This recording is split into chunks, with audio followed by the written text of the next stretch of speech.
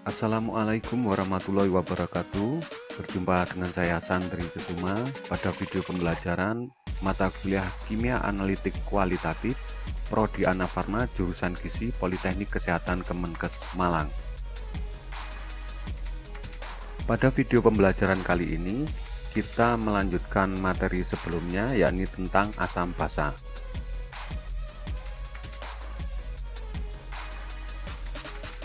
Pada pertemuan sebelumnya telah dijelaskan bahwa suatu asam atau basa jika berada dalam larutannya maka akan mengalami ionisasi, di mana pada kondisi ini ion-ion yang terbentuk akan membentuk keadaan setimbang dalam larutannya yang dinyatakan sebagai konstanta ionisasi asam atau Ka dan konstanta ionisasi basa atau Kb.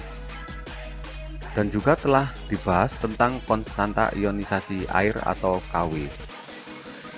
Banyaknya ion H+ atau OH- yang terbentuk ini merupakan kekuatan asam atau basa tersebut, di mana kekuatan asam basa ini diistilahkan dengan derajat keasaman atau power of hydrogen atau disingkat dengan pH.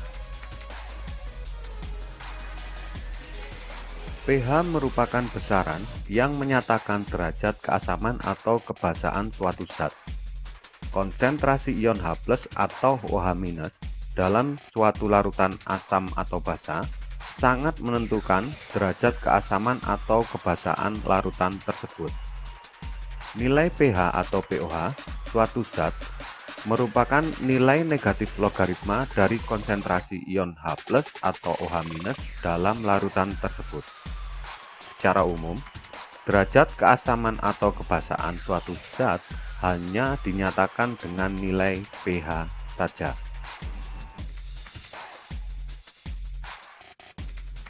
Sehingga pH asam merupakan min log H+ dan pOH dari basa dapat dihitung sebagai min log OH-. Untuk menentukan nilai pH dari suatu basa dapat dihitung dengan menggunakan persamaan tetapan kesetimbangan air, di mana Kw sama dengan konsentrasi ion H+ dikalikan dengan konsentrasi ion OH-. Maka nilai negatif logaritma dari Kw dapat dituliskan sebagai PKw sama dengan pH ditambah dengan pOH, di mana besaran konstanta kesetimbangan air pada suhu 25 derajat Celcius adalah 1 kali 10 pangkat min 14. Atau dengan kata lain, nilai PKw adalah 14. Maka, untuk menentukan nilai pH suatu larutan basa, dapat dihitung dengan persamaan pH sama dengan PKw min pOH, atau pH sama dengan 14 dikurangi dengan nilai pOH.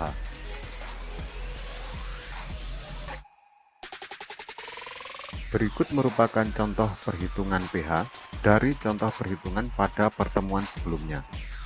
Jadi, untuk menghitung nilai pH larutan NaOH 0,1 m, dapat dihitung nilai pOH-nya terlebih dahulu, yakni min log 1 kali 10 pangkat min 1 dan diperoleh hasil pOH sama dengan 1.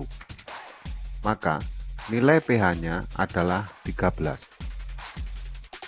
Untuk contoh perhitungan berikutnya, pH larutan asam astat 0,1 m adalah min log 1,34 kali 10 pangkat min 3 sama dengan 2,87.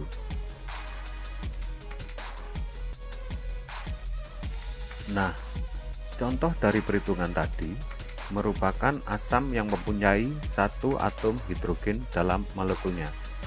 Sebenarnya, untuk perhitungan pH suatu larutan asam dapat dibedakan berdasarkan jumlah atom hidrogennya. Ada asam monoprotik dengan satu atom hidrogen, ada pula asam diprotik dengan 2 atom hidrogen, dan juga ada asam poliprotik dengan jumlah atom hidrogen lebih dari 2.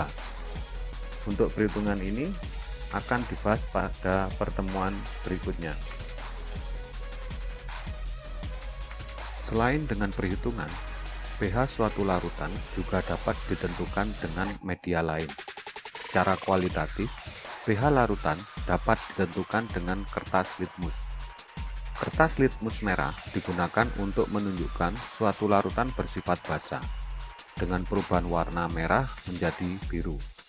Sedangkan kertas litmus biru digunakan untuk menunjukkan suatu larutan bersifat asam, dengan perubahan warna biru menjadi merah. Cara yang lain adalah dengan menggunakan indikator asam basa seperti methyl orange, bromphenol blue, thymol blue, phenolphthalein, dan alizarin zero, serta masih banyak lagi. Seperti contohnya methyl orange yang akan menunjukkan warna orange pada pH di bawah 4 dan warna kuning pada pH di atas 6.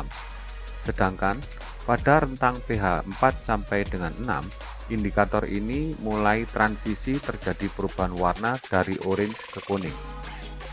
Begitu juga phenolphthalein yang menunjukkan transisi dari tak berwarna menjadi pink pada rentang pH 8 sampai 10 dan di atas pH 10 akan menunjukkan warna pink. Cara lain penentuan pH suatu larutan dengan lebih akurat yaitu menggunakan kertas pH atau disebut juga indikator universal. Kertas pH ini berisi beberapa senyawa yang dapat menunjukkan beberapa perubahan warna yang halus pada rentang pH antara 1 sampai 14 untuk menunjukkan keasaman atau kebasaan suatu larutan.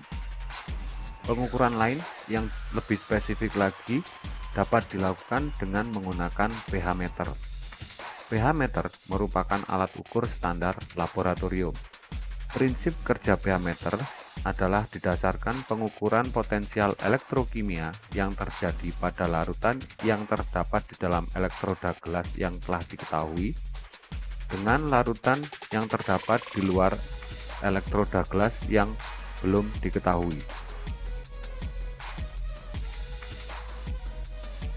Berikut ini beberapa contoh asam lemah dan kuat yang ada di sekitar kita, seperti asam askorbat yang terdapat dalam buah-buahan, asam karbonat dalam minuman bersoda, asam sitrat pada buah jeruk, asam etanoat pada cuka masak, asam laktat pada susu basi, asam klorida pada lambung, asam nitrat yang merupakan bahan pupuk dan peledak, serta asam sulfat yang merupakan air adi.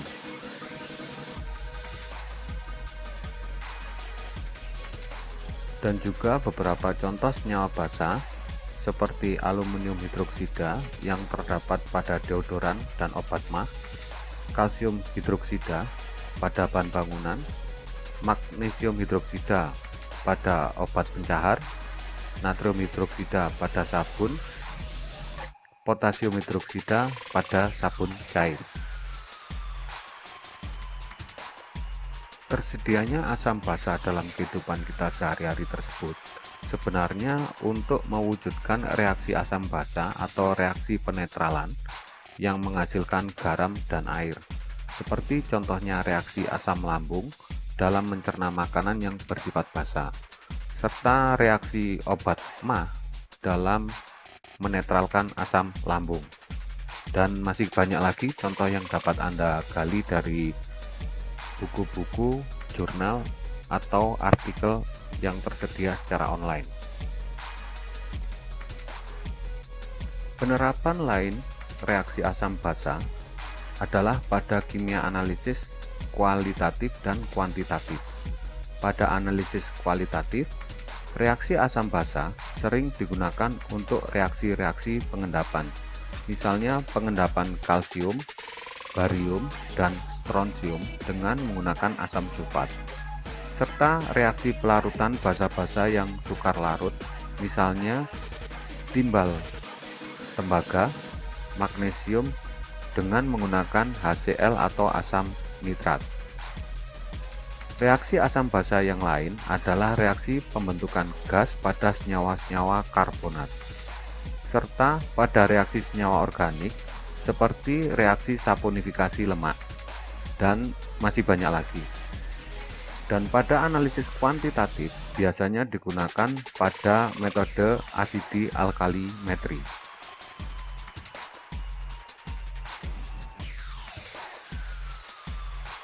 Demikian video pembelajaran kali ini. Semoga apa yang saya sampaikan bermanfaat dan dapat menambah wawasan Anda semua. Akhir kata, wabillahi taufiq wal hidayah. Wassalamualaikum warahmatullahi wabarakatuh.